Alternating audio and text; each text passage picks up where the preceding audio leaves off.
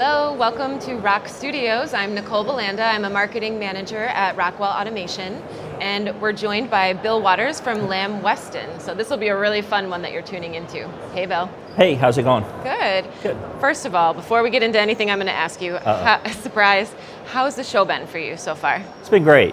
Great. A lot of great content in the sessions, and a lot of great content on the floor actually as well. So I've loved it. Yep. Good. And you've been very busy, lots of sessions to attend, lots of things to see. Yep. Full days every day. Good. Yep. Well, tell us a little bit about you. What's your role at Weston, and what does Weston do? All right, so about Weston, we make French fries. If you eat French fries in North America, or probably in the world, there's a good chance it's ours. We're the largest publicly traded French fry manufacturer in the world, and we have been in business 75 years, give or take. I had French fries for lunch. Thank Excellent. you, Weston. Yep. Okay, so I think this is a fun session because when you think of French fries, you maybe don't always think about digital transformation, but we're going to talk about both. So tell us what was going on at Weston. What was your challenge that led you to start thinking about digital transformation? Yeah, I think, for Weston, we've always been a data-driven company. Automation has been part of our process for 50 years, from the beginning. The reality is though we're recognizing that we need to keep sharpening that blade of how do we execute, and we've gone just about as far as we can with straight automation and digital and not transitioning fully to digital. So if we're going to continue to bring in results for our investors, for our stakeholders, we got to get better, and so that's what we're doing. Got it. And I think almost every business is in this same place right now. If you want to stay competitive, you really have to be thinking this way. Absolutely. So what have you started working on? Yeah, so back to your earlier question about me, I've been with Weston about 6 years. And I started out as digital ag solutions architect, working with the ag team, helping them generate their digital journey. After that, I transitioned over into supporting manufacturing and engineering for the last 3 years. That brought me to Automation Fair in Chicago 3 years ago. And during that, we did a really deep dive. Our account manager took me around and showed me a lot of stuff. As part of that, though, we started recognizing trends of where we need to go to. And so how did we get started in it? Right there. The second thing I'd say is, we've been on the journey for well before I got there. And my job is to synthesize what we've done, both the good and the bad, and keep that journey going. Understood. How cool to hear that coming to Automation Fair was at least a point of inspiration in your journey. Absolutely. I'm a firm believer that where my business is, I need to be there too. If I'm going to serve them well and help them generate value, I need to be there alongside. So that's how this started. Great. So you're taking in these insights that you're getting from not just Automation Fair, of course, but your market research. Yep. And how did that help inform your strategy? Well, you talked a little bit about it, but we also, we met with McKinsey, Bain, all the people, right? All the leaders, the thought leaders, identifying what does Industry 4.0 or smart manufacturing, what does that mean in the real world? Translating that to a potato business. So we spent the first year and a half really just diving in, researching, understanding what the world has to offer. Got it.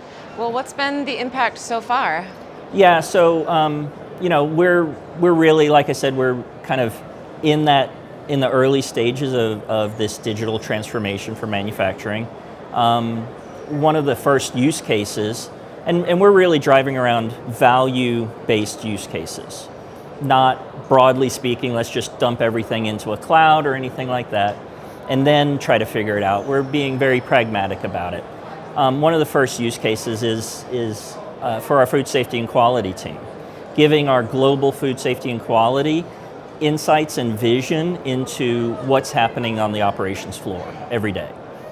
Love it. I think this is such a meaningful way to go about technology change, is to say, okay, let's not just buy it for the sake of buying it, let's come up with our use case, come up with our end goal, and then decide what technology will help take us to that end goal. Yeah, absolutely. And so that's really where we led on that. We're also doing, we've begun, I should say, a production monitoring program that will help us drive out loss in our packaging area. Again, if you think about our process, it's batch, continuous batch, and packaging is a batch process for us. We've recognized that there's a lot of losses in that across the organization. So the business actually started that journey 5 years ago, and we're adding technology on top of their best of breed processes to help them identify loss, automate getting that loss out of the system, and again, returning value to our customer. That sounds really exciting, and I'm sure there's benefit to your company and also your downstream customers as well for this. Yeah, absolutely. And all our customers, like everybody else, they want lower prices, they want better quality every day. And so it's important to us that we continue to sharpen that blade, like I said before. Great, very good. So how do you think this type of a methodology and your digital transformation so far is shaping the future of the business for Lamb Weston? Yeah, I mean, we're just getting started. So a little bit more about Lamb Weston. I said we've been doing this for 75 years. We're global. So every one of these initiatives are going to go globally to all of our plants, whether that's in LATAM, in the APAC, or in EMEA, as well as in North America. And that's, I think, a big change. I wouldn't say change per se, but driving consistency site to site, region to region, line to line, within every SKU, driving that change organically with immediate value as well as ongoing long-term value. Absolutely, and so planning a solution from the start that you know will be scalable, all the way up to a global manufacturing level. Yeah, I mean that's really the right now a lot of our, I'll say, global reports and dashboards, they are all in arrears. We've heard from the business we need to get more agile. Our customers are telling us we need to get more agile, and so how do we do that? And that's not just providing faster data, but also piping that data into the decision. Absolutely, and being thinking about what you're going to show. It's not everything. We're being very thoughtful. Absolutely, absolutely. And so we've identified literally probably 36 use cases. Like I said, we're just in the beginning stages of this, but I think it will augment, not replace our people. It will augment, not replace our processes. Totally, yeah, they'll have the right information, they can do their jobs better. You can make those processes a little more optimal if you understand how they're working. Absolutely. It's fun to meet with a customer who's in the earlier stages and just the potential that's still there. It's fun to think about it. Yeah, it really is a rich garden of opportunity.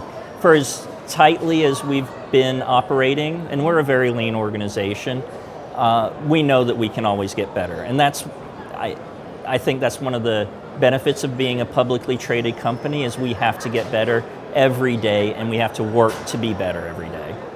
Great. Well, let's talk a little bit, if you're okay with it, about Calypso. So Rockwell acquired Calypso a few years ago. We've been really thrilled to have all of their consulting and industry expertise.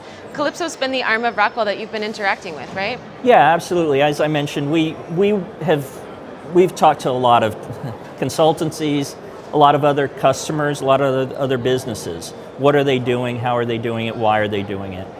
So this isn't a first-time, one-time event. Calypso has been an important partner for us, primarily because of their deep integration with Rockwell.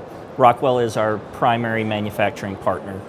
They run our PLCs on the floor. They run our SCADA system. So having that deep integration and that deep knowledge is a benefit to all of us. Well, we're really grateful that you've given us your trust to partner with you on this journey. And I'm going to think about you every time I eat French fries from here on out. Yep, absolutely. Please do. Thanks for your time, Bill. Thank you. I appreciate it.